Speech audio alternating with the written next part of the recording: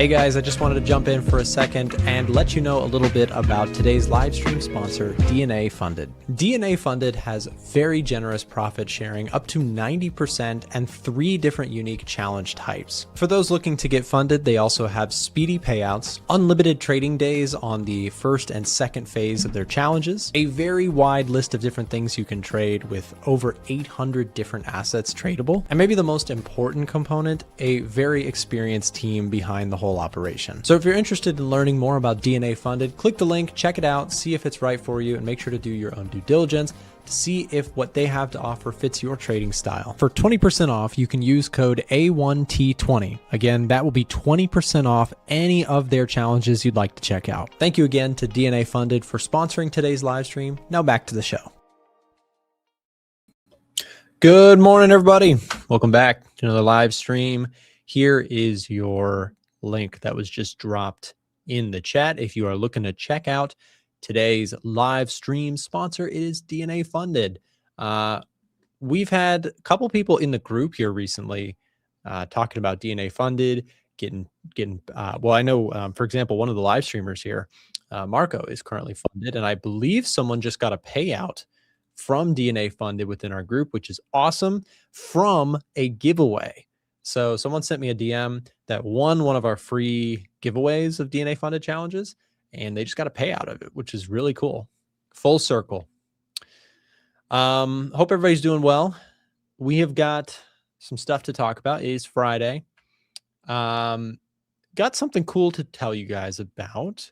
So by popular demand, we are going to be adding to EdgeFinder. We're going to be adding the US dollar index. Now, I am excited about this because within EdgeFinder right now, obviously we have all the USD pairs like USD JPY, Euro USD, GBP USD. We have all of those, right? But we have had a request specifically for DXY, like a summary of just the dollar. And we've had that off and on. But recently I saw a couple comments, people saying, hey, could you add the US dollar index to the asset scorecard? And I'm excited to share that we are working on that behind the scenes. We're collecting data for it, building these charts for it. And I don't know when. I can't give you an exact day, but hopefully by like Monday, you should have DXY. And if you're lucky, you might even have it by the end of the day. So kind of cool. Kind of cool. What's up, Lee? Can you still get at the EdgeFinder if you open up an account with Oanda? Lee, do you not have the EdgeFinder? I could have sworn you had EdgeFinder. If you don't have EdgeFinder, man, you've been watching for a while. You need a copy, man. Are you kidding me? There are a couple ways that you can get EdgeFinder for free. So one of the easiest ways, and Lee, I want you to do this, man, because I want you to have a copy of the EdgeFinder. You've been streaming with us or watching the streams for probably 2 years, 3 years. Like, you've been here for a minute. You need a copy of EdgeFinder. Here's a way to get it for free. So obviously, this is not going to be for everybody, but it might be an option for you. If you are somebody, Lee, I think you're in the UK. Am I wrong? I think you're in the UK. So we don't have that offer with Oanda, but we do have it with 8cap. So listen, if you guys are someone outside of the US and you have $10,000 to trade with or $15,000 to trade with, and you are looking for a regulated brokerage to trade with, consider checking out 8cap. It's a way. Okay, I'm in the UK. Okay, so this works for you. Lee, let's get you an EdgeFinder, my friend. If you can do this. I don't know. You might not be able to do this. Totally fine if you can't. Not trying to put you on the spot. But if you guys are interested in getting a copy of EdgeFinder completely free, you don't pay for it. We have an agreement with 8cap. So you thought it was Oanda, but it's 8cap actually. With 8cap, if you deposit, let me just check. So if you deposit 5,000, you get a year of our VIP membership and stock box for free. The way this works, they buy it for you. So you don't pay for anything. You just create an account and they purchase those tools from us on your behalf. Okay. So if you want EdgeFinder, for example, if you're trading, with a 10K plus account, which I know is a lot of money, but for a lot of people, that's kind of a normal trading account amount, or can work up to it. If you have 10K to deposit and you deposit into 8cap, again, a regulated brokerage, you can pull them up. You can look them all over the internet. They're very well known. They have a great reputation in the trading space.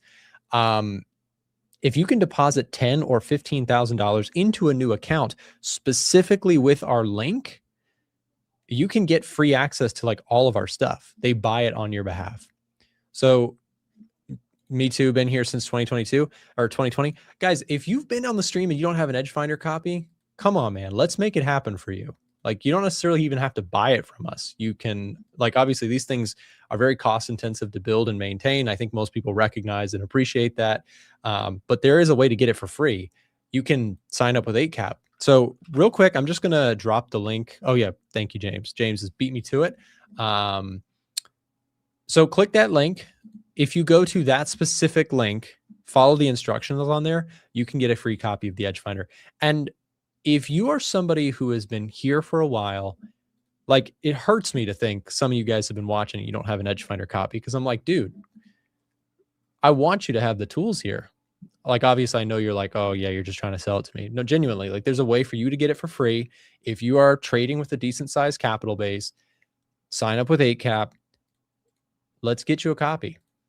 If you need some help with that, Emily from my team, more than happy to help you with this. Please connect with her. She can get that set up for you. We'll drop a link here, one more link in the live stream chat. If you speak directly with Emily, she can help you out. If I sign up with $5,000, will I still get the EdgeFinder? You'll get the stock box, but Melissa Space, work with our team. Again, easiest way to do it. Just speak with Emily. If you connect with her, she can help you out with this. But I want you guys. So here's this link. Click this link to speak directly to Emily on our support team, who can give you some more information about the 8cap sign up. Just let her know that you're interested in getting EdgeFinder for free. Chat with her there, and she can hook you up. But I'm telling you, that makes me bummed out that there's a lot of you guys who have been here for a while and you still don't have a copy of the EdgeFinder, because I'm telling you, man, like, if you watch every day, you know the value of it, but we need to get you a copy. Anyways, couple things on my watch list here as we get started.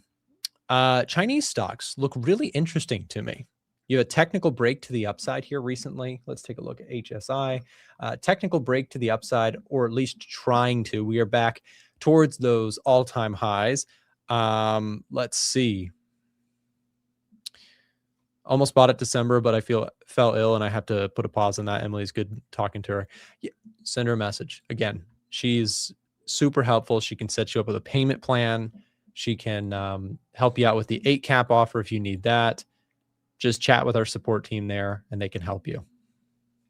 Okay, so I'm watching the Chinese stock market. It's very close to breaking all-time highs. Or I'm sorry, this is not all-time highs, I don't think. No, it's not.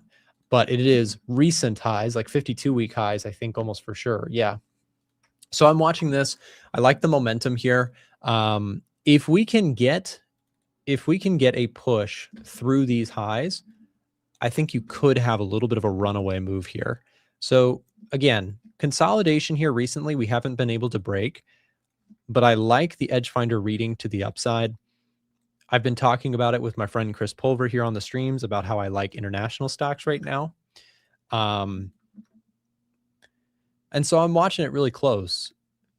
This is a really solid score that we're getting here recently. EdgeFinder score has picked up pretty dramatically on Chinese stocks.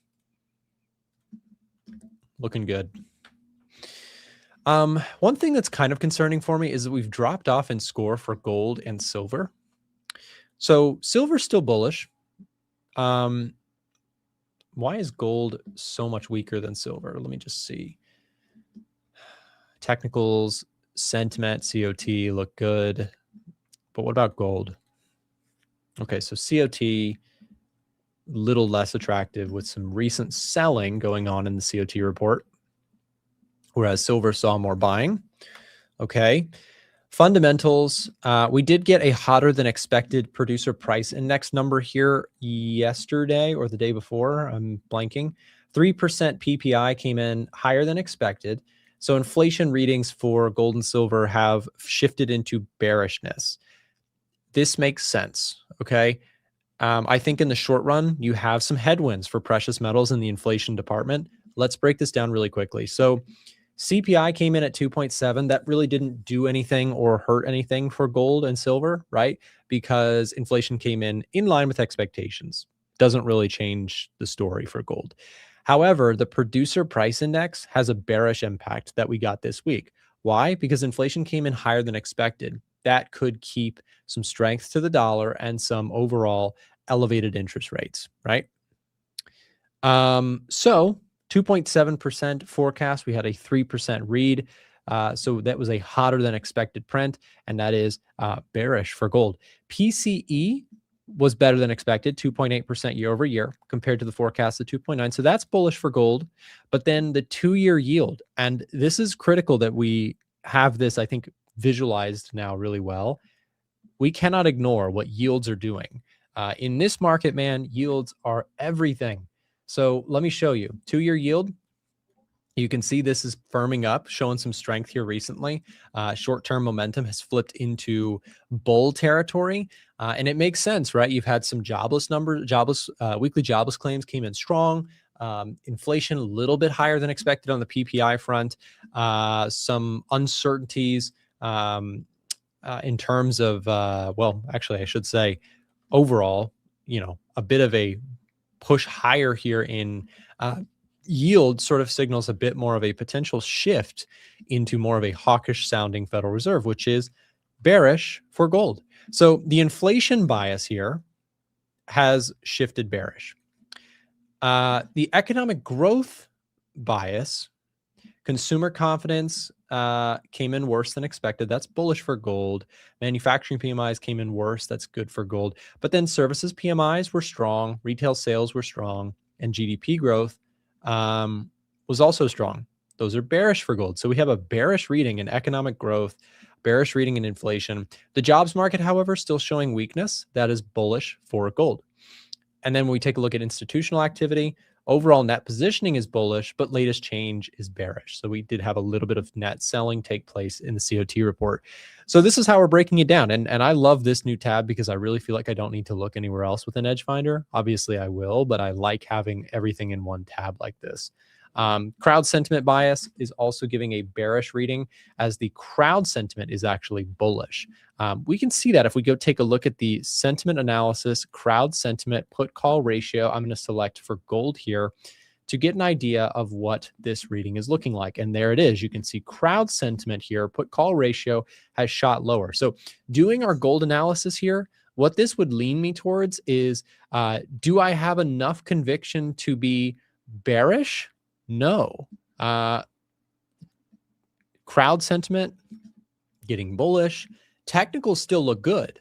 The technical chart looks good. This is where, by the way, this is where a lot of traders can go wrong. Is they'll say, hey, look, the chart is trending up.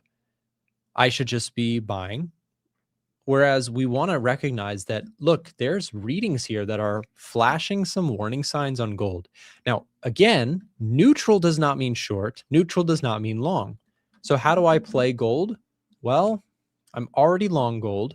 Momentum on the technical side does still look good.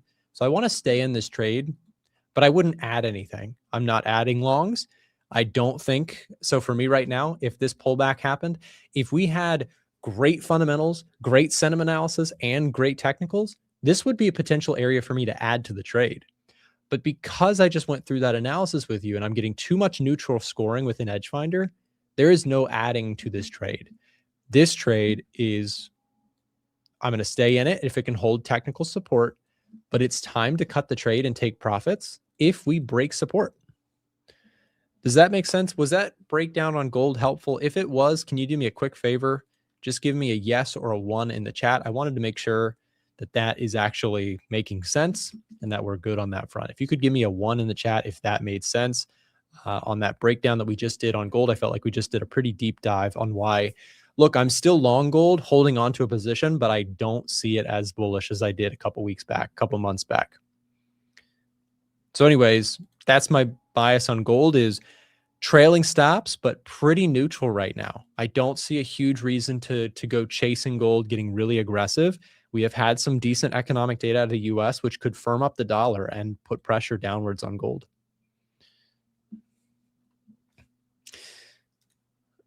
Tiger says, it's high on the curve in premium territory. Need a discount. I'm with you on that.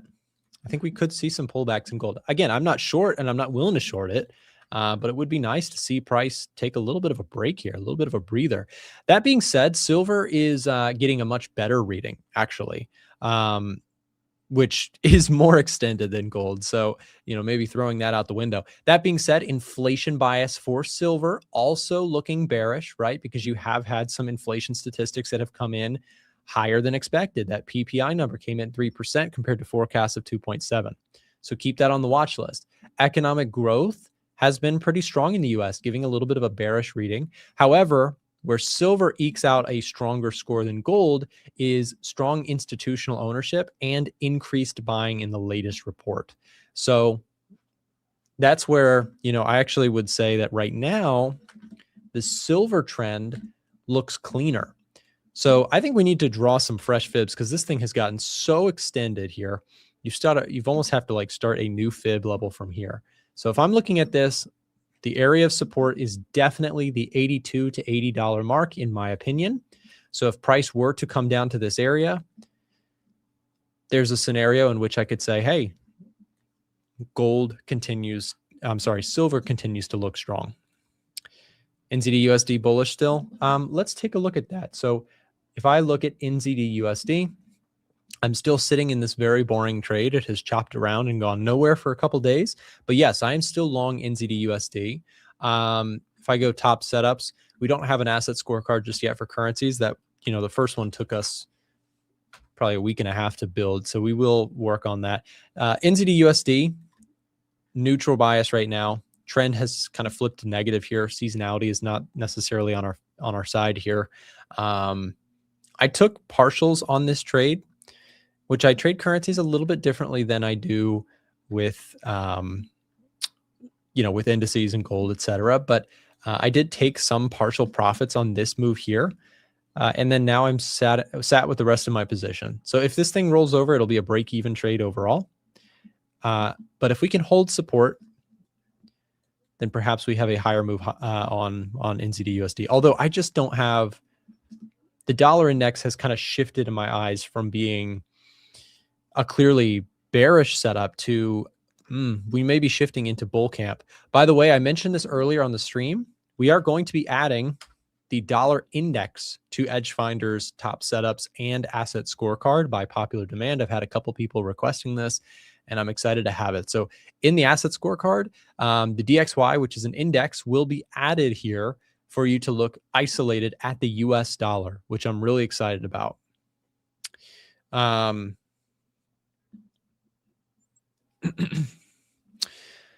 This doesn't really make sense to me. The only difference between XAU and XAG is the COT, right? They pretty much move alongside. So what justifies not buying a pullback on gold but buying on silver? That's a good question.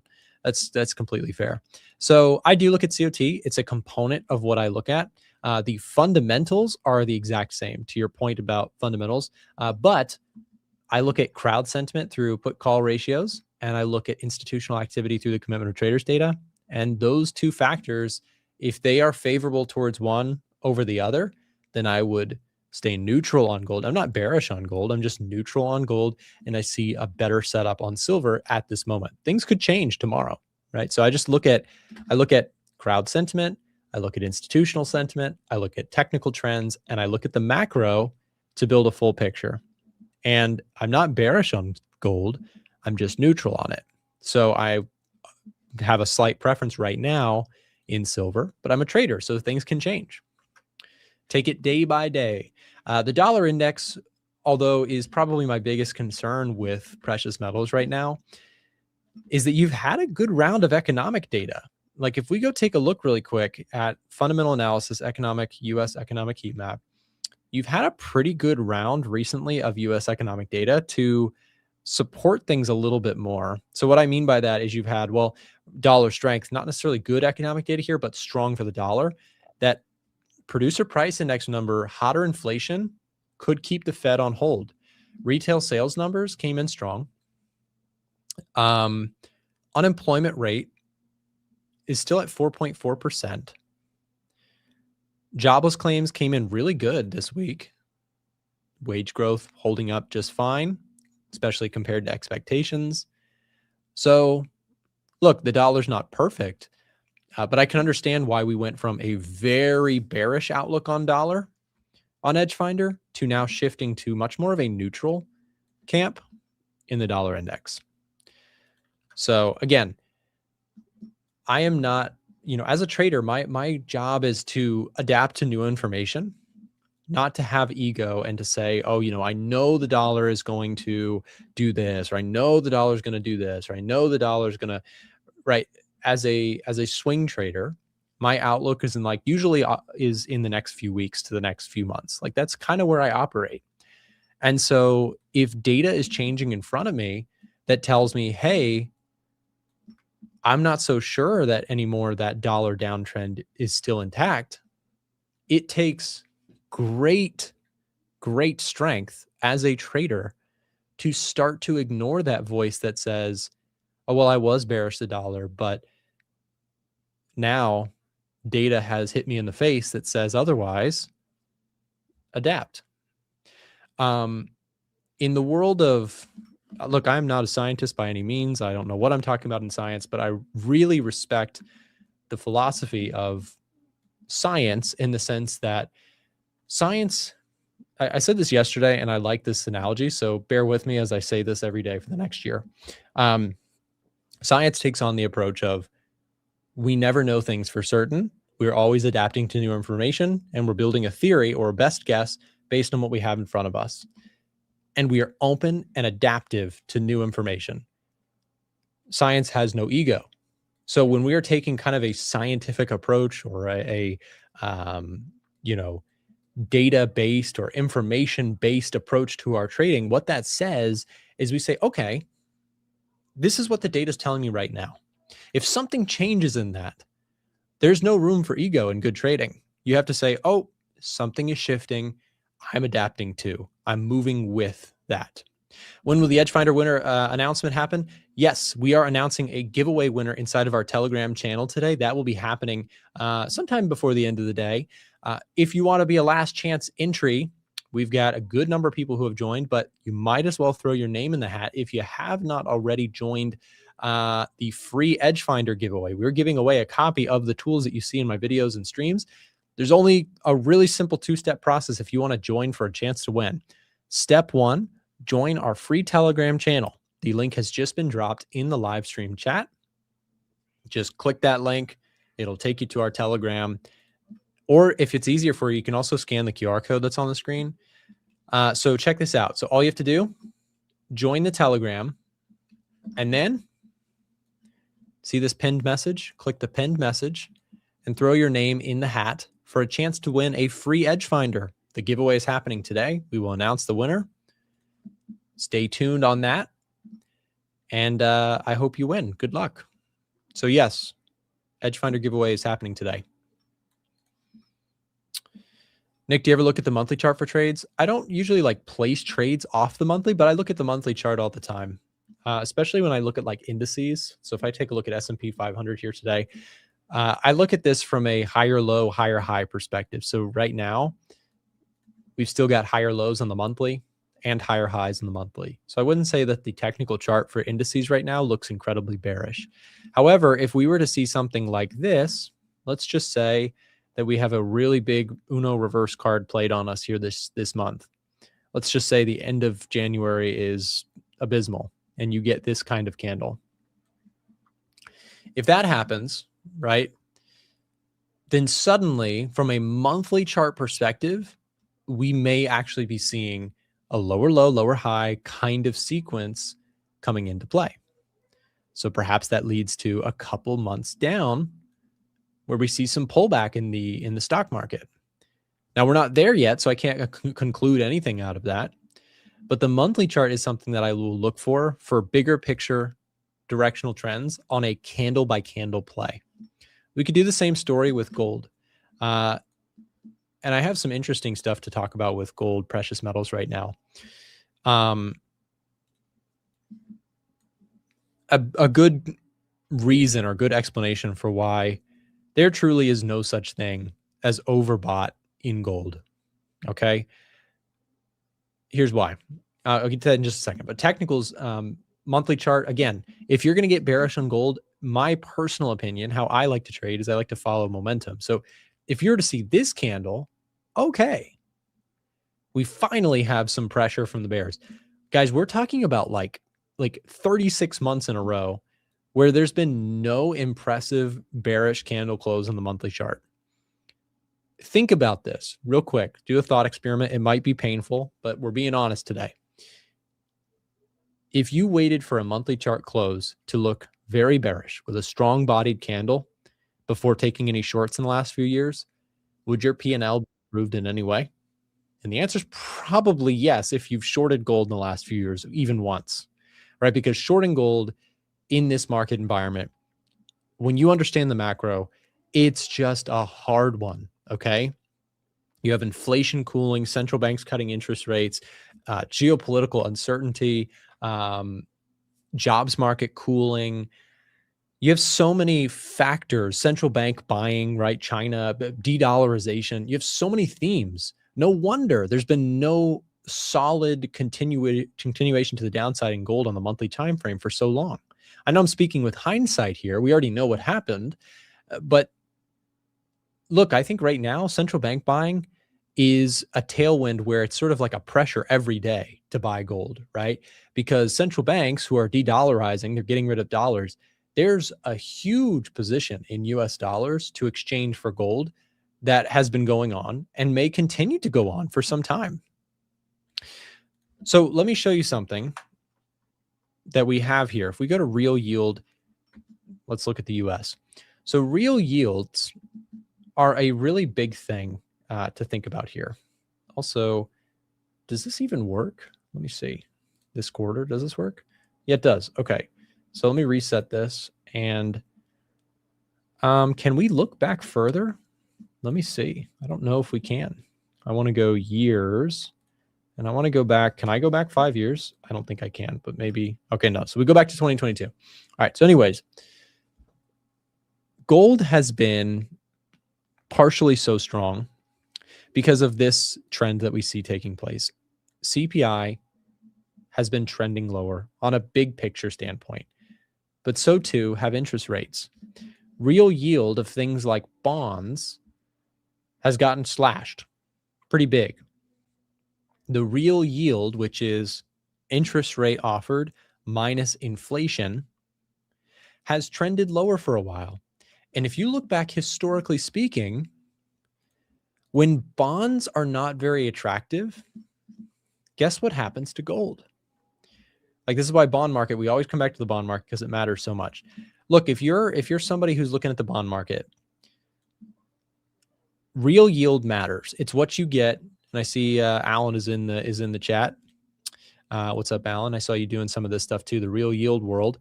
Look, if real yields offered in the US are not very attractive, meaning when you take the interest rate minus inflation rate, let's do inflation. If that is offering you a negative return, it's not very attractive to buy bonds. So what do people do instead? They say, oh, there's no yield in bonds.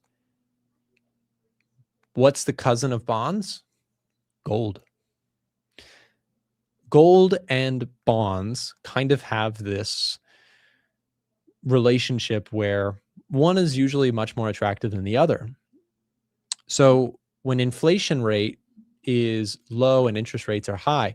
Like, for example, back in like the 1970s and 80s, when we saw gold go crazy, what happened during this time? Well, inflation went crazy. And then what caused the gold crash? And this is a topic that we could go 30 minutes on, but I don't, we've got to pass the show to the next guest and I've got to move on with my day. But long story short, what caused gold to ultimately crash? Not that the price got expensive. That's not what caused price to go down. Gold, there's no such thing. When gold's going up, they fiat currency, they print fiat currency every single day. Strength in the dollar returned. Confidence in the dollar returned. How do they do that? The Fed hiked interest rates to 20% in the US. Do you know what that did? That said, your dollar is going to actually hold value. If you have 20% interest rate, and at the time, I think inflation was like 10% or something like that, 10, 15% inflation. Okay, there's yield here. I'm going to keep my dollars. I'm going to buy US bonds because at 20% interest rate, I got a pretty good chance that I'm going to actually make a real return holding on to bonds at very low risk. So what did that do? That said, bye-bye gold. Gold's insurance offering became less attractive. Okay, I can just go back to bonds. When you understand this stuff, you'll never look at markets the same. Macro is everything. It is so critical to long-term trends. Now, not to say technicals don't matter. They matter tremendously for entries and exits and timing things. But understanding the macro story, you can learn from your history and you can be on the right side of it the next time it comes around. Anyways, we've got more of that stuff coming here. But now we're going to shift. I've been very macro focused today. So to balance me out very nicely, we are going to bring in Marco, who's going to be taking a look at more charts and ideas here in just a quick second. Before I do that, just a reminder, today is the last day for our EdgeFinder giveaway. We're giving away a free copy within our Telegram channel. If you haven't joined for a chance to win, enter the Telegram using the link being dropped in the live stream chat or right below my camera here to scan that QR code. And then click the pinned message to throw your name in the hat for a chance to win a copy of EdgeFinder.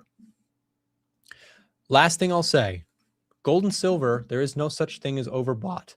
The question is faith in the dollar coming back? That is the question. If you want to know when gold crashes, it's not when the price gets, to a certain point, in my view. Historically speaking, what causes gold to crash and silver to crash are faith restored in the US financial system. And that sounds like a long shot, but eventually maybe it will. Maybe the Fed will. Oh, and by the way, last thing on that, when they raised interest rates to 20%, do you know what happened to the economy? But the Fed said, we need to desperately get inflation under control and people to trust the dollar again. And it came at the cost of economic downfall. It was a tough period in the economy. Yet, it restored faith in the dollar. Will that happen? I don't know. In my opinion, not right now, because the Trump administration has no interest in tanking the economy. I mean, it almost has to be like the president and the current government has to say, we need to kill inflation or it's going to kill us. And in order to do that, it usually costs you chopping off your arm in the form of economic recession, which nobody wants. And I don't know that the US could even raise interest rates I know the US could not raise interest rates to 20%. National debt to GDP is at 120%. We can't afford to do that again. When it did that back in the 1980s or whatever, debt to GDP was 30%. We had more room to hike interest rates. So I don't know. That's where it's difficult for me to get very bearish on precious metals because I don't think we can do that same story again without cratering everything. Anyways, happy Friday. It's a heavy conversation. Up next, we've got Marco taking over the stream. Stay tuned. He'll be coming in just after this quick break. Hey guys, I just wanted to jump in for a second and let you know a little bit about today's live stream sponsor, DNA Funded. DNA Funded has very generous profit sharing up to 90% and 3 different unique challenge types. For those looking to get funded, they also have speedy payouts, unlimited trading days on the first and second phase of their challenges, a very wide list of different things you can trade with over 800 different assets tradable, and maybe the most important component, a very experienced team behind the whole operation. So if you're interested in learning more about DNA Funded, click the link, check it out, see if it's right for you, and make sure to do your own due diligence to see if what they have to offer fits your trading style. For 20% off, you can use code A1T20. Again, that will be 20% off any of their challenges you'd like to check out. Thank you again to DNA Funded for sponsoring today's live stream. Now back to the show. Hello everyone, welcome to my segment of the stream. Just a heads up that I'll be giving away a free DNA funded challenge. So make sure you stay tuned because the giveaway is going to happen in around 10 minutes. So just keep watching. What is up with the markets? So what is happening? Yen. The yen is happening. If you go to Financial Juice and you go to Market Moving, what is the last thing? Japan Finance Minister Katayama, I have said ready to take decisive action without ruling out any options. Day before that, so yesterday, we had BOJ is said to pay more attention to the weak yen than before. We are very close to an intervention, very close to the BOJ stepping in, selling a bunch of dollars, buying a bunch of yen. I do have a sorry about that. I do have a pending sell limit, which I hope gets activated before the intervention, but so far we almost got in. So my sell limit is at 159.5 and the high was 159.454. So unfortunately, still not in this position. This is a crucial area, absolutely. So from 158 to 162. And the more of these posts that you see, the closer we are to an intervention. So we actually got super close at the moment. Most likely, it's going to happen next week, I would say. So my prediction is that it's going to happen next week. And I think until that time, USD/JPY will hopefully keep on trucking higher, hopefully keep on moving higher, tag me in, and then we can drop. If you did some backtesting, if you did some research, you would know that after a BOJ intervention, usually the price drops by 3 to 4%. That's the drop. Now, there's something that's new in the EdgeFinder that's pretty cool. If you go to technical scanners and you go to scenario backtests, and then you go to, let's say, what happens after the AAI bullish sentiment is above 45, we click that. What happens on the S&P? Usually you get pretty poor returns. But anyway, what could be coming up on the EdgeFinder, for example, is what happens after a BOJ intervention. And you would notice if that was a scenario, which I think Nick can definitely put that in, and I'll talk to Nick about it.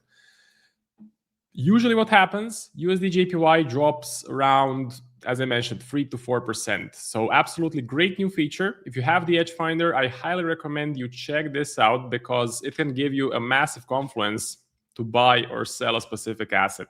And that's exactly how the professional traders do it. So they look at many different confluences and then they assemble a story. So they assemble a puzzle.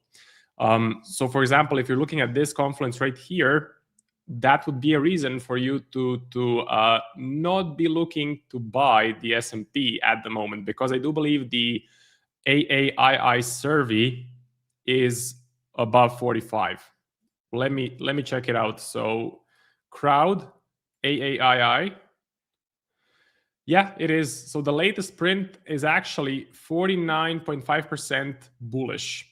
That's a clear indication that the retail retail is most likely in the wrong, and we may see a bit of a bad period for the S&P.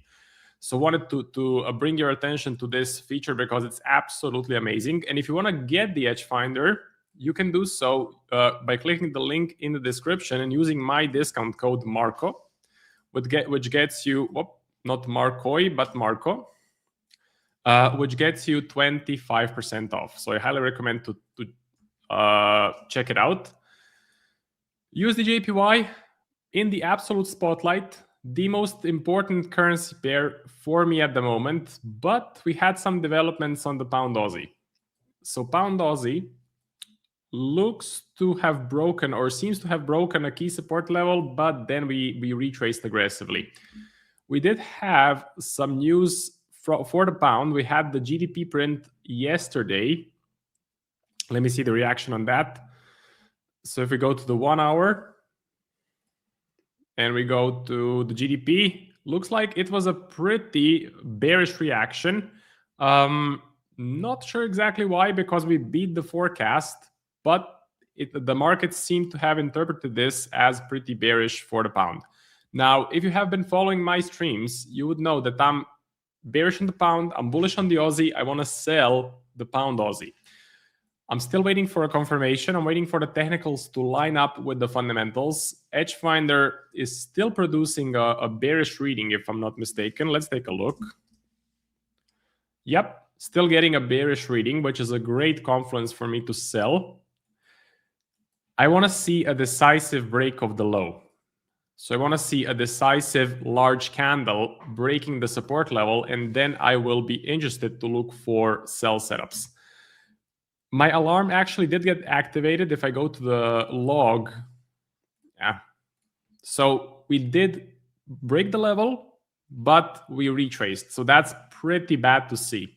I wanted to see the price continue lower and actually print another big red candle on the daily chart. Third thing on the watch list, gold. Gold, super bullish. EdgeFinder is bullish as well. Let's take a look. Okay, neutral at the moment. What about silver? Bullish reading on silver, but I much prefer gold at the moment. So Nick talked about it just before I took over. We're expecting massive, or not massive, but we're definitely expecting a lot of spending, a lot of printing in 2026. Trump's big beautiful bill is coming in. The Trump administration is not really concerned about the inflation, let's say, or raising the rates. They definitely don't want to raise rates. They want to cut interest rates, even though the jobs market in the US seems to be doing well. So if you have been monitoring the numbers out of the United States, you would see that the jobs market and just the economy overall is doing okay. So if you go to economic data and you go to, it's economic heat map, US, you will notice that things are not so bad. Things are actually looking pretty well. I'm talking about, okay, so the JOLTS missed, the ADP missed a bit, NFP missed a bit, but it's not so bad. And where's the unemployment rate? The unemployment rate actually went down. So that's a key indicator that I'm looking at. I'm looking at the unemployment rate. Inflation seems to be kind of lowering a bit. Inflation doesn't seem to be a massive issue. So if we go to inflation, CPI, year on year, USD, let's go back 2 years. We are starting to go a bit lower. So from 3% to 2.7%. That's okay. That's a good sign. Main point, looking at all of the data, the Trump administration is super aggressive when it comes to rate cuts. There's some uncertainty as well. We have the US, Venezuela, Iran, Russian oil tankers. That definitely creates a risk-off environment, helps the bullish case for gold. What about the entry? So what am I going to do with the entry? Where will I actually get in? I'm looking at this support level. I have an alert set as well, as you can see, but I'm also looking at the 20 MA to catch up. So if the 20 MA can catch up a bit, I usually prefer to take an entry just around the 20 MA. So that should be a pretty nice level to enter. That's the game plan. As far as the other assets go, US stock market's struggling a bit. Again, looking at the S&P, it kind of tells you what's going to happen. Let's also take a look. So if you go to technical scanners, scenario backtests, we enable the AAII bullish sentiment filter, and we go to the NASDAQ. Okay, looks like we cannot do the NASDAQ, unfortunately, but that's okay. This is one of the reasons why we're not doing so well in terms of the stock market. Looks like all of the retail crowd is mostly bullish. When the retail crowd is mostly bullish, usually the markets don't continue for a lot longer, or there's a bit of a stagnation. For the NASDAQ, I would need to see a breakout higher. I would need to see a big bullish candle on the daily chart. I'm looking at this triangle pattern right there. I'm looking at the all-time high. I need to see a breakout higher, so I need to see some strong momentum kick in. Looks like the sort of the volatility is dying down, and the coiling is starting to tighten. Can you see how the fluctuations of the price started to tighten? So we are about to break higher or lower. We shall see. I do believe it's going to be higher. I would bet, or I wouldn't bet, otherwise I would have a position on. But if I had to give you an answer, it would be for a bullish case. I do believe this is going to go higher. S&P is not the one I'm really looking to trade. I'm mostly focusing on the NAS, but the S&P seems to be slowing down a bit as well. Dow Jones looks okay. Russell actually exploding higher.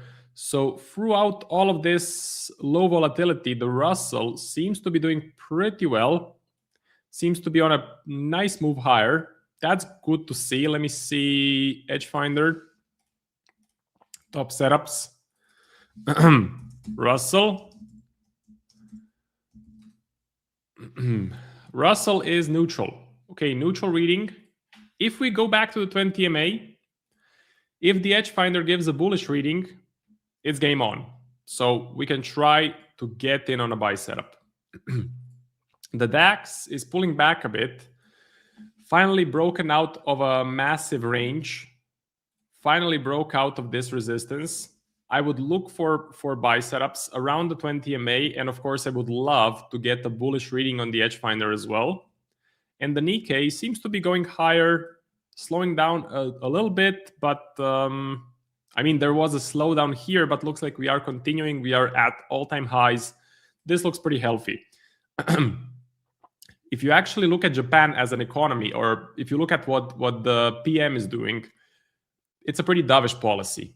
So the policy right now in Japan is pretty dovish, which is amazing because they have a dovish policy, and on top of that, they're trying to control the USD JPY exchange rate. You cannot have everything covered. So to be dovish, you're going to need to suffer, or your currency is going to need to suffer. The currency is going to need to lose value, but they want everything all at once. So they have a dovish policy. They have a dovish PM. And they're going to do an intervention. I'm pretty sure they're going to do an intervention, thus pushing the price of UJ lower. Now, time for the DNA funded giveaway. So it's a 10K one phase account. I'll copy the code. I'll paste it in my trading view. I would suggest you jump onto the DNA funded website, go to the checkout page, and be ready because it's coming up in 3, 2, 1. Okay, this is it. So that's the code, 10K one phase account. If you manage to get the challenge, please type it in the comment section so that we know that the code has been used. Okay. If you want to get funded, but you haven't caught the code, we have a discount code for you. It is A1 Live, 25% off any DNA funded challenge. So A1 Live gets you 25% off any DNA funded challenge. By the way, this is the dashboard. This is my personal 50K funded account. So past phase 1, past phase 2, had a pretty good experience, no issues. Now on the funded stage, and I'm in drawdown minus 3.3K, trying to climb out of it. 2 positions open, buy on the SPX, sell on the Aussie dollar. Both trades are in profit. And by the way, this challenge is purely traded using ChatGPT. So using ChatGPT trading signals. Basically every single day I open up ChatGPT, I ask ChatGPT for a trade signal, and then I execute it on my DNA funded account. And these are the current results. So worked awesome for phase 1 and phase 2, but for the funded stage, we seem to be struggling a bit. And if I'm being honest, ChatGPT heavily relies on the S&P uptrend. If the S&P is low in volatility, if the S&P is a bit range bound, it's not gonna look good. It's actually gonna have pretty break-even performance. So let's see if someone did catch the code. Let's take a look.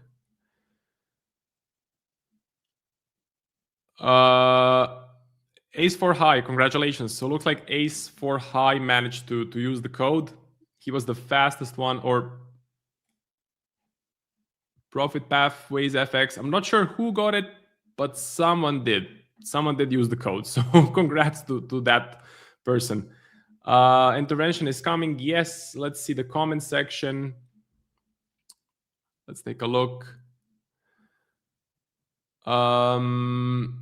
Hello, Bashi. Hello, Max. Hello, Sluggy.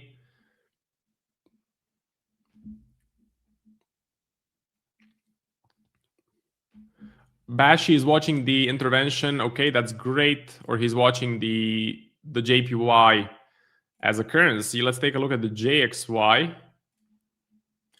Just know that during an intervention, the yen is gonna catch a bid.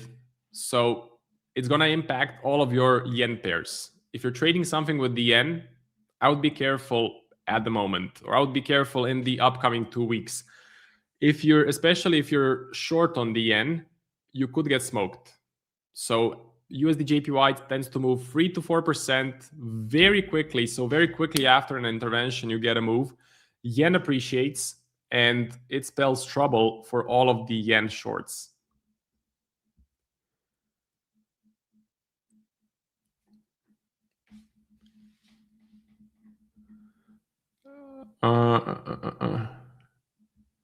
Let's see. It's just going through the comments now. There's like 4 or 5 red folder GP news next week. Let's take a look. So Forex Factory calendar, GBP. We do have the count change. We do have the CPI. We do have retail sales, flash manufacturing, flash services. Yes, quite a lot of news. I would say the most important is going to be the CPI, because if we look at the inflation data, economic data, inflation, CPI, if we look at the GBP, we have pretty high inflation. So 3.2%, pretty high, way above target. Target is at 2%. You have to know that every central bank is targeting 2% inflation. So 3.2% does not look like a great picture. And again, we're going to get a new number. We're going to get it on Wednesday, next week, Wednesday.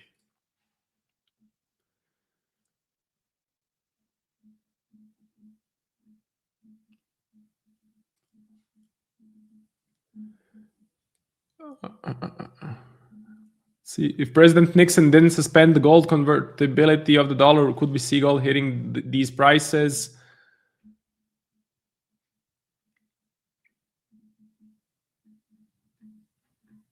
Many comments, but I don't see any requests. So if you want me to cover something specific, put it in the comment section.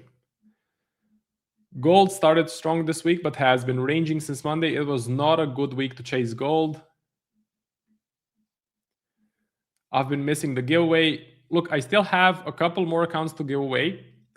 Usually I do a giveaway right at the middle of my section. So my section is 30 minutes.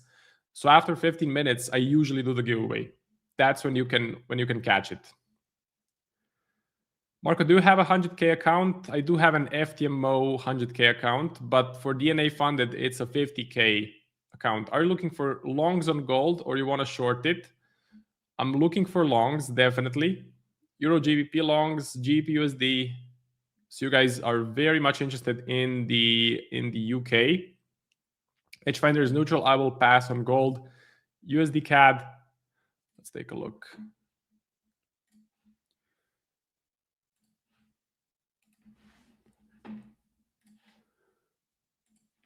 So if you want to do something with the pound, my personal favorite is the pound Aussie. I think it could offer the best percentage, the best reward to risk, the best win rate. I'm trying to pair the weakest currency with the strongest. Right now, the pound does seem like the weakest one. If we jump back on the EdgeFinder and we go to economic heat map, we go to the UK, you can see mostly bearish data. Only the GDP had a bullish print, but the rest of the stuff is bearish. And then if we look at the Aussie, I think it's doing pretty well. Yeah, Aussie's doing okay. Aussie's doing pretty well.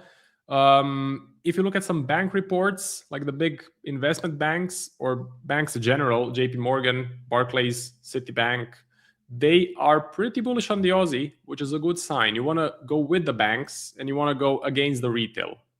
That gives you the best results in the markets. So for the pound Aussie, give me just a breakout lower. This is a crucial support level. We have been struggling around this level from the 30th of October 2025. I don't want to just sell at this price. Let me take a look at the yields. So if we go to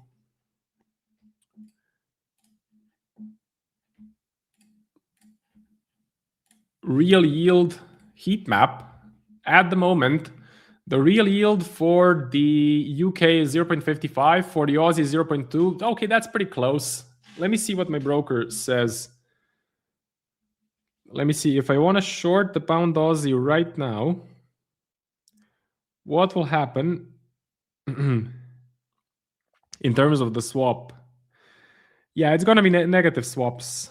Negative swaps to go short, it's going to be kind of expensive. So that's why I'm a bit hesitant to, I mean, it's not the right move. Selling at support, you don't want to do it. It's kind of a cardinal rule of trading. You don't want to sell at support. You don't want to buy at resistance unless you have a really, really good trading edge. So waiting for a breakout lower. Gold, just to quickly repeat myself, I love gold. I'm super bullish. I think this is going to be a great asset in 2026. Could we check out the scenarios? So let me see. If we go to technical scanners in scenario backtests, last 12-month return, let's take a look. Last 12-month return, more than 20%. Only that. And then look at gold. Looks pretty good. Could we do silver? Unfortunately, we don't have silver, but again, this is all in the works. So I'm sure Nick will add silver and more scenarios. What I noticed with silver, when silver has a rockstar year, when silver makes more than 100% in 1 year, the next year is usually negative. The next year is usually break even or negative. Now with gold, it's a bit of a different scenario, a bit of a different case. You can see that here. If the year makes more than 20%, usually the next year is okay, doing okay. You know, it's not in the red. It's not break even. It's definitely above 10%, which is nice. So I do believe gold is going to keep on trucking higher. I'm looking at a level to get in. I'm looking at this support level. I'm looking at the 20 EMA as well. And then it's game on to look for buy setups. Silver. If I'm being honest, if we didn't get such a risk-off environment at the beginning of this year, I think silver would have sold off more. I think we would have seen a correction. We then got some extra fuel because of the risk-off environment, which was here. Is it time for a correction? Is it time for a pullback? I would say it is. I would say silver looks extremely overbought. It looks parabolic. It looks crazy, but I'm not willing to take another short. So I tried to go short on the 31st of December, closed it for a small loss. I didn't take the full stop loss, thankfully, but I don't want to take another attempt because I'm not so certain that this is the top, but I don't want to buy it. I can tell you that. I definitely don't want to buy it. I don't want to chase the price. I would much rather put my money into gold. Platinum is down, copper is down. So that is the metals market. Then we have crypto. So what's happening with crypto? Bitcoin was moving pretty nicely this week. So from Monday, we had a good move higher. In terms of percentage, we are up around 4.8% this week. That's okay. So Bitcoin is starting to wake up. Possibly the risk-off scenario is benefiting Bitcoin a bit. So I want to see Bitcoin go above 100K, and then I'm going to be looking for buy setups. If we're below 100K, I'm not going to be looking for anything. And we have Alan. So hello, Alan. Welcome to the stream. Hey, how you doing, man? Happy Friday. Well. Happy Friday to you as well. So last day of the week, markets are moving on some assets. Other things seem to be pretty slow. So what are you watching for today? What's your watch list? Not taking an active approach today. I was actually I was listening to you speak, and you were talking about the Bank of Japan and the intervention possibilities. I think it's highly likely. One thing it's notable to mention is that the Bank of Japan is notorious for intervening on holidays, and so we have this thing called in the U.S. MLK Day is on Monday. And so, it gives the Bank of Japan a better bang for their buck to go ahead and intervene. And then they also have, usually the intervention itself is it moves and then it kind of just reverts or kind of stays flat. It's not like a significant follow through. So you need like a combination of things to happen. But I did see that I'm verifying here that the Bank of Japan's rate decision is next week on Friday, the 23rd. So perhaps they can intervene during, low liquidity, better bang for their buck. And then the cherry on top would be a rate hike in Japan as well to continue that follow through, that yen appreciation. That's just one of the things I was thinking about as far as risk for dollar yen, because, I mean, we all see the chart here. Let me share my screen. Yep. Let's see. I can even add your screen to the stage. I mean, we all see this chart, and we have seen this monster run up here. So it's definitely a risk. The only thing is you do have a strong dollar now, right? In the mix as well, a dollar that's been picking up here. So will the intervention be as effective? We don't know right now. And as traders, we don't know. We can just react. But it's good to have that in the back of your mind. So for anyone out there in the stream watching, yen pairs, things like that, something you need to be mindful of, especially if you're not in the US, like the MLK Day. I don't know if it's a widespread thing that the whole world knows about, but the stock market's gonna be closed, bond market's gonna be closed in the US. So that's definitely a possibility for those that are not aware. Oh, it could definitely happen on MLK Day. Absolutely. The Bank of Japan, they're smart, and they're also very secretive. So they're very tricky to read, but they love doing things when there's low liquidity. And also they're pretty funny as well, because I saw some statements coming from the BOJ that they don't think that the current USD JPY exchange rate reflects fundamentals. So that's the reason that they're going to intervene. But right. Like intervening is something that messes up with the fundamentals. The current price actually does reflect the fundamentals, and then they're going to intervene, thus, let's say, not respecting the fundamentals. So I thought that was pretty contradictory. They're talking about the fundamentals and how it impacts the price, but they're the ones trying to control the price.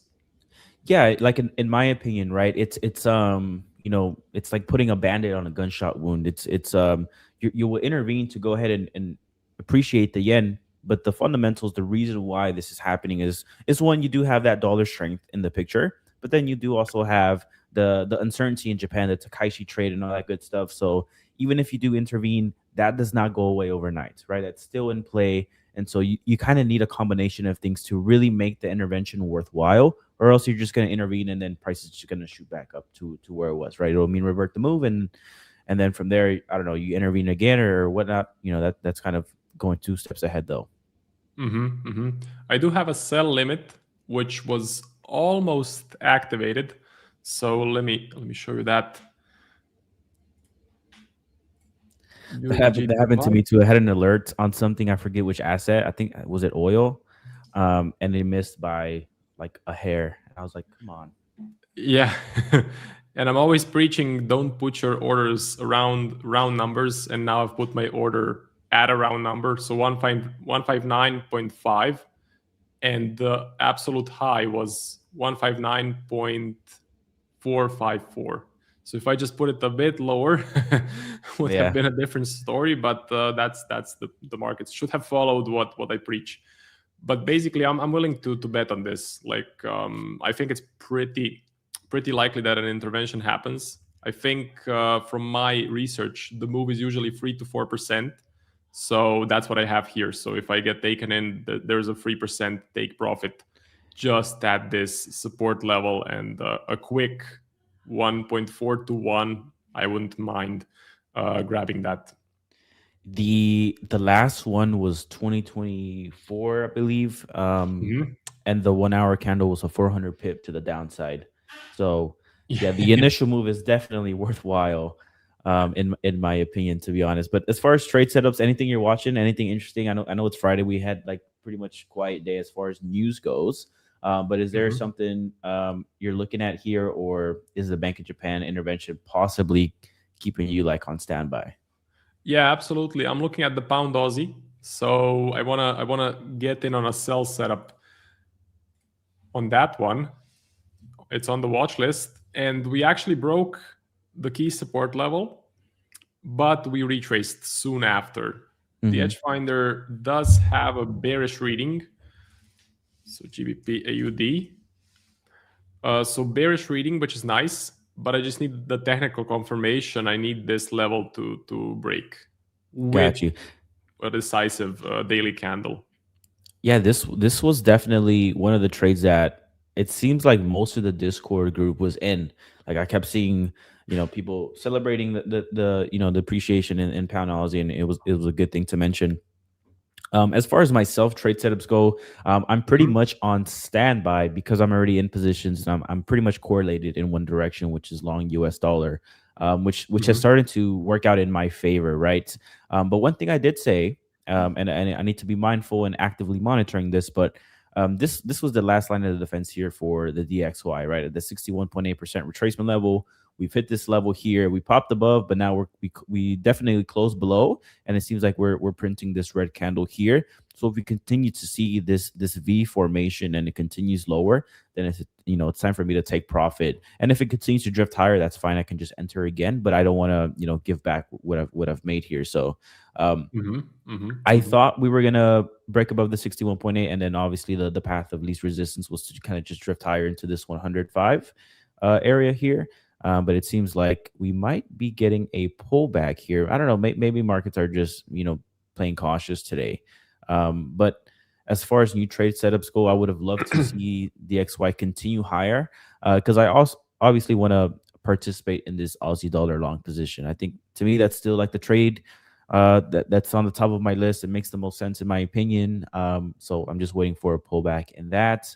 Pound dollar is working good here for me. If I can ultimately get the pound to get to this 38.2% retracement level, which we almost did, or the 50, then I'll just take profit on that one. But again, if DXY starts to fade off of that 61, I'll just take them both off. Same thing with my dollar Swiss as well. I kind of had this alert here on the 200-day moving average, and that'll be like a level where I could go ahead and take my profit, because if you just look here, like if you just go like this, that looks something interesting, right? Maybe dollar Swiss doesn't get up to this level like the DXY if it breaks higher, but it'll continue in this downward trend here. But Mhm. that's all I Mhm. got really. Mhm. Mhm. Don't really plan on taking anything new unless I get the Aussie dollar position that I want. Besides that, it's just managing what I currently have. Yeah, and last time I wanted to ask you about the Swiss, like in general. What's your opinion? What's your take on it? So if you can maybe say a few words about it, because I haven't done any homework on the Swiss, and I often get requests to go through the Swiss pairs. So maybe you can bring us up to speed as far as the, let's say, USD Swiss situation goes. Yeah, so USD, the Swiss franc has a unique, you could say, role. It's an extremely strong currency. It's one of the preferred ones for safe haven status. Just because up in the past, I think the 25% was their currency was backed by gold reserves. Mhm. But it Mhm. takes a unique role with that safe haven status. The other thing is, and this is not like super dire as it is, like for example in the Bank of Japan, but a very strong Swiss, help hurts their exports. It makes it more expensive, makes it harder to operate. So the Swiss franc ideally would like a weaker Swiss, and so they have intervened in the past. And so that's why when I was getting down into this level here, I saw this as a very good level of support. In the past, you see that it rejects higher. Just because they don't want a super strong Swiss. It hurts. Also, too, if when it comes to investing in equities and things like that, the US is like front in mind of everyone wants to invest in their Nvidias and the Apples of the world and all these companies, these really great companies. And so when you have foreign investments, whenever you realize a gain or something like that, you have to convert it back into your home currency for the most part. And so Swiss natives, when they invest, let's say Nvidia, makes a stellar 10% return, but then the Mhm. Swiss franc Mhm. appreciated 8% against the dollar. Well, your net result is only 2%. It makes the investing in that desirable U.S. equities less attractive. It makes it hard. So Yeah. lots Yeah. of reasons why the Swiss franc or the people of the Swiss franc don't want it to go ahead and appreciate so fast. But in 2025, they did have an agreement with the US to not intervene as much, only if it's unnatural fundamentals, like you said, with the Bank of Japan, right? If the fundamentals align with the appreciation, so be it. That's just what it is. But if something out of the ordinary happens, then that's when they can intervene. But it's been a while since they've intervened. Yeah, I had a similar situation to what you described. So I bought some S&P a year and a half ago, and since I'm in Europe and I use the euro, I didn't see any appreciation, or it was minimal appreciation in my account. So at the beginning, it was pretty rapid because I managed to buy the dip. But then as we started climbing higher, the dollar kept losing value Mm-hmm. against the euro. So if we go to euro USD, this was happening. So essentially the euro was crushing the dollar. So anything that the S&P made didn't really print in my investment account. So that was pretty Right. funny. Every single day was a big disappointment because the S&P was going up and up and up, but my account was staying at the same value in terms of the euro. So That's the dilemma. That's the dilemma that a lot of foreign investors have, and I think foreign investments becoming more popular as far as like maybe um Chinese equities are a big thing. Saudi Arabia is now opening the doors to foreign investment. I think it's February 1st or February 20th, one of the two. And so a lot of people are seeking to park money in different ways or have more flexibility because of that currency situation. It sucks, right? You're yeah, investing and you're putting your money at risk, and then it gets eaten alive by the depreciation of the dollar. And what the dollar lost, 10% last year, something like that. So yeah, it it's was crazy. definitely sucks. It was crazy. And also what you mentioned about the Swiss having an agreement with the US that they won't do any interventions. Like I did some research on that as well. And they had some agreements in the past, or at least the BOJ did. They spoke to the US representatives. They mentioned, we're not going to do an intervention anymore. And then they just did an intervention. So they just kind of say a few nice things when they talk to US representatives, but in the background, they just do what they want. Yeah. So that's what I see, at least from the BOJ. So the BOJ, absolutely the trickiest central bank, and the only central bank that doesn't have the exact time of their event. So all of the other central banks have a scheduled date and time, but the BOJ just has the date. The time, they're tentative. Yeah, it's like, okay. Yeah, so I saw some stories like people working at prop firms on trade floors. The new guy would always say, "When is the BOJ? When is the BOJ?" Because he just didn't know how to find the exact time when the time was never published at the start. So Yeah.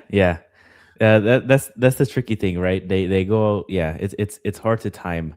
But what is interesting to me, and what is I think surprising a lot of people is if you look up EdgeFinder top setups here, we're starting to get to see somewhat of a flip or conflicting story. So you do have, and I like to see this, but dollar Swiss getting a macro score of 3, and then you starting to see like dollar CAD, dollar yen kind of bump off. So there's two things that come top of mind for myself is if we do continue to see that dollar index continue to rise, fingers crossed, I get an Aussie dollar, and also to a shorting dollar CAD or even dollar yen, right? If you can time it perfectly and you're present, then that'll be good. But do you have any active setups, like things you're looking out for besides dollar yen, like anything gold, metals? Because I know metals are tricky right now. Like I wouldn't know how to participate because everything's already so high. Like what are you going to do with this? Yeah, so I do have a game plan for gold, which is going to be the last thing that I'm going to show you, and then I'm going to leave you for your solo segment. Sure. And I wanted to get your quick feedback on your gold prediction for 26. So essentially, gold I'm bullish on. I think we have a big case for this to go up. Trump administration is going to be super dovish. They're going to just do lower interest rates no matter the cost, which is, of course, bullish for gold. And Trump's big, beautiful bill, lots of printing, lots of spending.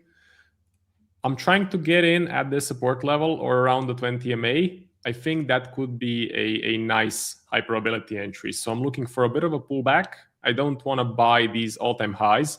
Just a bit of a pullback, bit of a correction, and then I'll try to take a stab at it. Whereas on silver, I'm being very careful. I don't want to buy it. I don't want to sell it, but I definitely don't want to participate as a bull in this market. So what's your take on the two? I would say if your time horizon on the trade ideas is going to be very short, then I think you have more flexibility as to how aggressive you want the entry to be. But if we're waiting on a pullback to, let's say, this 4,500 handle is just what I saw on my screen, that's going to be about 2% away, right? This next level of support, if you look at it that way, and your time horizon's longer, then there's a little bit more risk there. But if you're popping in there and you're looking to grab the all-time highs again or whatnot, as long as risk is controlled and risk is defined, then I think that could work. But myself, if I was the trader, looking to inject the risk into the market, I don't know, man. Like I would honestly, I'd be too afraid to touch gold. I would wait for a significant pullback of some sort, some kind of turnaround, especially if you continue to see the dollar index continue to drift higher for whatever reason. It seems like the U.S. is showing more signs of resilience the more data points we do get. But it's tricky because, like Nick was saying earlier, there's a lot of things in favor of gold. Fiat currency, you're printing it, your inflation, central banks are easing, geopolitical, all that good stuff is all in favor in gold. Even if you take one or two of those things away, you still have a strong case scenario for gold to continue higher. It's really hard to go against it. It's one of those things where I say, like, you missed it. Like I missed it. I missed it. You just have to accept it and then, just be patient. But it's really, really risky for me trading at these all-time highs, and I also don't have much experience with the asset of gold. I just know that it's extremely volatile. And sometimes, swaps can eat you alive too if it's for too long. So that's how I would, approach gold. Yeah, absolutely. I agree. I'm looking just for a short-term play, but these levels are pretty dangerous in terms of being too high. So this was great. I really enjoyed it. I'm going to leave you to your solo segment now. And yeah, good luck with your stream, DXY to 95. And I think James wants DXY to 95. Yeah. I think James has some dollar shorts going on. James, if you execute that trade, you need to send me a DM and I'll participate. That's when I know. If James does it, I'll do it. Yeah. I'll put some risk on the line. Good for luck that with one. the swaps on that one. But if you do it, I'm gonna do it as well. So we can all. There we go. Maybe if we all pile in together, we get enough momentum. We need to in there. get Nick in though. We gotta get some leverage in there, But all right. Yeah. So good luck. See you. All right, man. Have a great weekend. Bye. So yeah, that as far as top setups go, let me go back to the page because we are seeing some movement now. I'm gonna go to this top setups original here. Dollar Swiss is getting a bullish reading 5. We remember New Zealand dollar, Aussie dollar were at the top of the list at one point, like 7-8 score, which is a strong reading here. Euro dollar as well, and we're starting to see somewhat of a flip here. As far as if that continues or not, don't know. We still have to remember too. We do have the Supreme Court that was supposed to be released this week, and it keeps getting postponed there. And to be honest with you guys, I don't know as far as market direction what could happen with that release, how the market interprets it. So I'm just gonna seek the market for guidance and just see what the price action shows and read after the fact and react after the fact. But that's another thing that can just be thrown into the market. So although we are getting this short term dollar bearish or dollar bullishness and things are starting to get some steam, that could definitely disrupt what's going on there. So definitely something to be on top of mind. And then you also have the dollar yen as well, right? You have the intervention with the Bank of Japan, but ultimately I know we were just joking about the XY to 95, all that good stuff. I am a short-term dollar bull, long-term dollar bear. The Fed is still going to cut interest rates, at least 2 so far, unless things change. That's the case, right? You can't dispute that.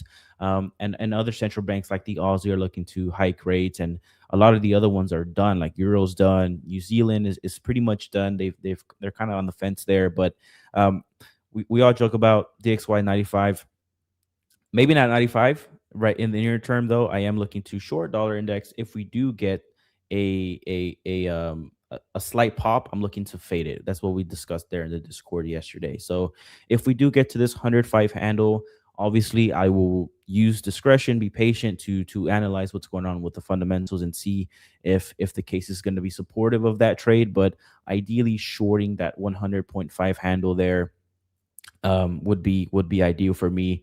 And then dollar CAD, a position that I was interested in here. Also, if we get DXY to break that 61.8% retracement level and it starts to drift higher there, then I can get a more premium to short dollar CAD. So that's what I'm going to be patient on. My alert never got hit. That was the trade I was also talking about with Marco, that the alert never got hit, but be patient.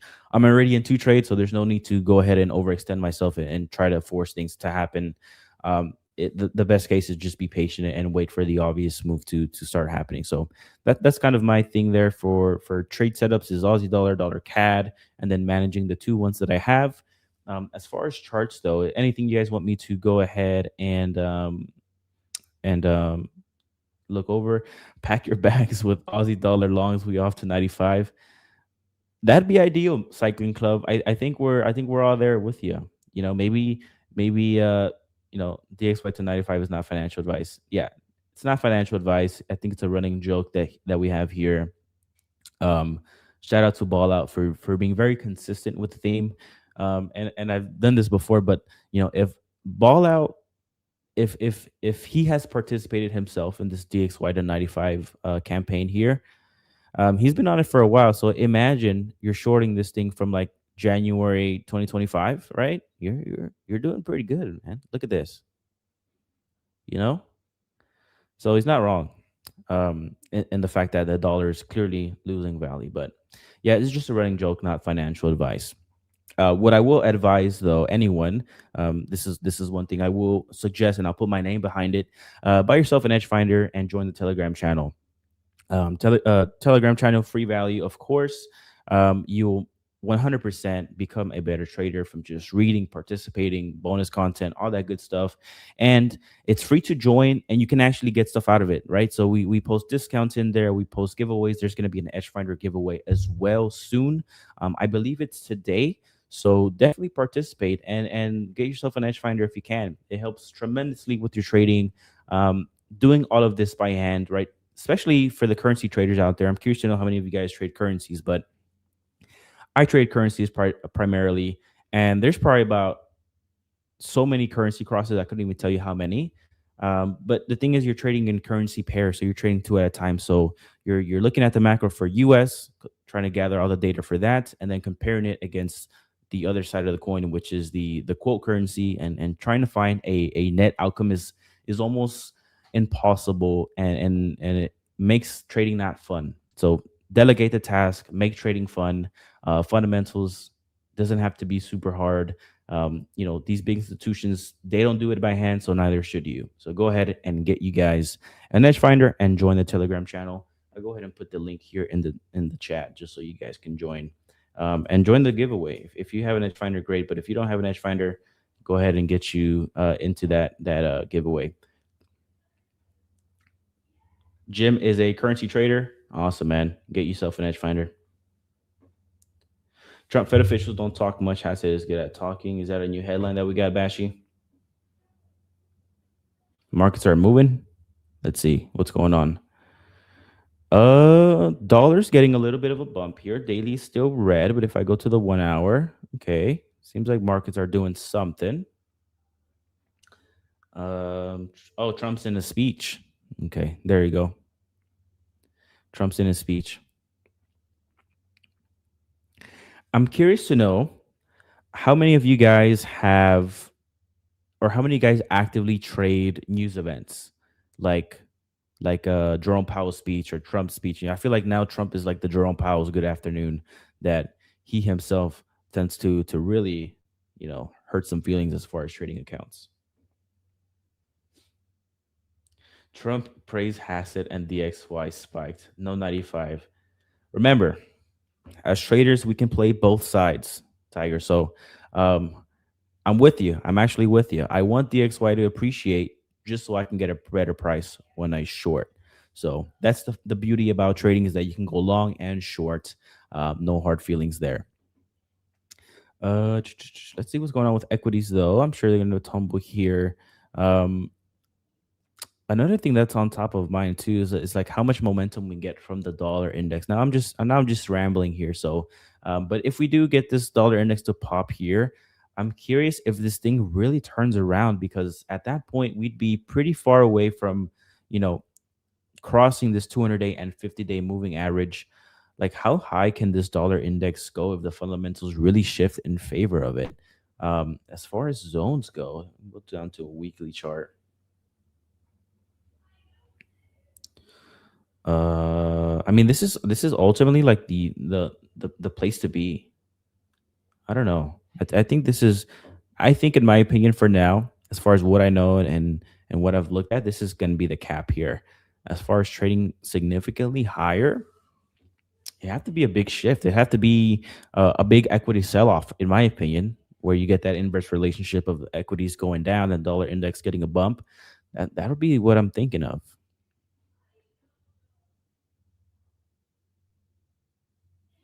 Alan, just like you doesn't ball out, you are on me this week. Doesn't look like you've been hitting the gym or pickleball. Is it the cold weather? It is absolutely the cold weather. There's snow on the ground, black ice, so very tricky. But yeah, man, and I got a haircut yesterday, but I didn't think you agreed with that. So, or not yesterday, the day before. So it's all good, ball out. It's all good. I live in Chicago. I got some thick skin.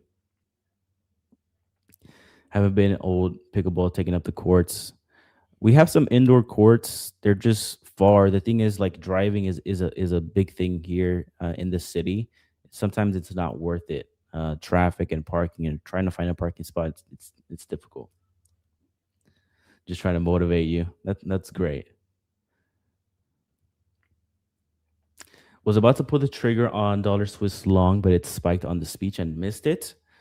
I got pretty, you could say lucky, I guess, but I got in dollar Swiss here pretty early as we were approaching these levels. And for a variety of reasons, low liquidity in December, collecting positive swaps. But also to the risk to reward was a great thing. You know, we were approaching this level of support that if you just look left, it's held up for some time. So I pulled the trigger on it and it's starting to work out here in my favor. So once we do get to that 200-day moving average, guys, I'll be looking to actively take profits on the position if you know, the dollar basket starts to turn over. If not, I'll let it run and potentially hit this topper end of the channel. That's where I will most likely just take profits there. And if it just blows it out of the park and it continues higher, then I'll just wait for a break and retest and enter back at the retracement. No big deal. No big deal. Oops, didn't mean to do that.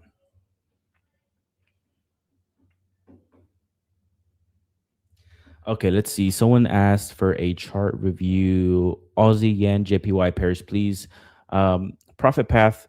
One thing with the yen pairs that you got to be mindful of, my friend, is the yen intervention that is probable.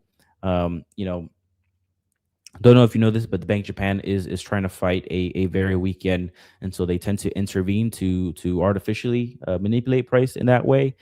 We do have a holiday here for the U.S. Monday, MLK Day, and the Bank of Japan is known for intervening during those times. So perhaps that does happen, but there's a lot more things to it. In my opinion, I wouldn't trade yen pairs if there's no trade on. If you have a trade on, then just, you know, manage the trade as your system would tell you. But there's a lot of risk in trading yen pairs unless you're like super short term, whatever. If you have a system for it, be my guest. But swing trades on yen pairs, wouldn't suggest it, not one bit. Gold dropping before overnight low. I don't know. I keep seeing in the chats like, you know, gold's crashing, silver's crashing, but it doesn't look like it's crashing to me. This thing's continue to just, you know, it's still elevated. Like this to me is not a crash. Like you pull up a 1 week chart, this is nowhere. This does not look like a crash at all. But have you guys a great weekend, everyone. Join the Telegram channel. I'll put the link here one more time just so you guys can get in case anyone new popped in there. Have a great weekend. Trade safely, everyone. Have a blessed rest of your day. Bye-bye.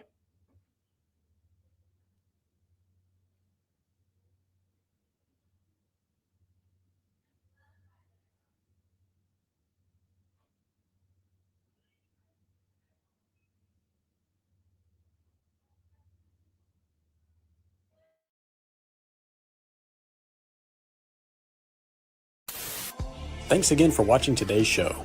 Our goal at A1 Trading is to continue to share free value to our audience through daily videos and articles, keeping you up to date with the latest market coverage. If you enjoy our content, make sure to subscribe for more. From all of us at A1 Trading, have a great day, and we'll see you next time.